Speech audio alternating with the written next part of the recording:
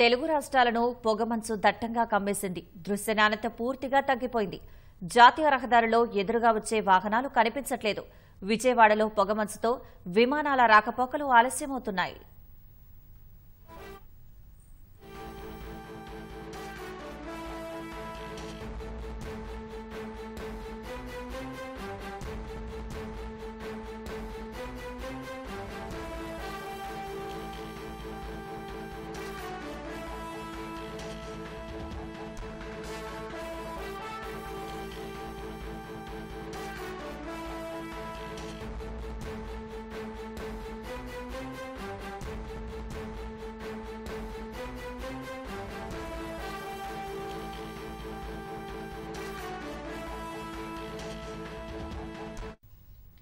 తెలుగు రాష్ట్రాలను పొగమంచు దట్టంగా కమ్మేసింది.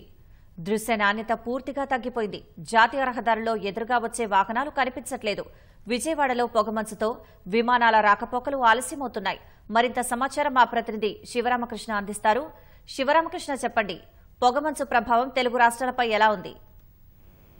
అయితే తెలుగు రాష్ట్రాలపై పొగమంచు ప్రభావం కనిపిస్తుంది.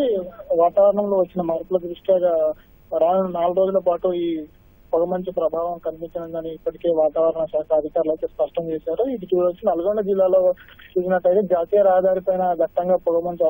హైదరాబాద్ విజయవాడ రహదారి పైన పొగమంచు ఎక్కువ. వాహనాలు మాత్రం ఎదురుగా వచ్చే వాహనాలు కానీ చిన్న వాహనాలు కానీ కనిపించట్లేదు. దాదాపు 100 మీటర్ల దూరంలో వాహనాలు కూడా కనిపించినటువంటి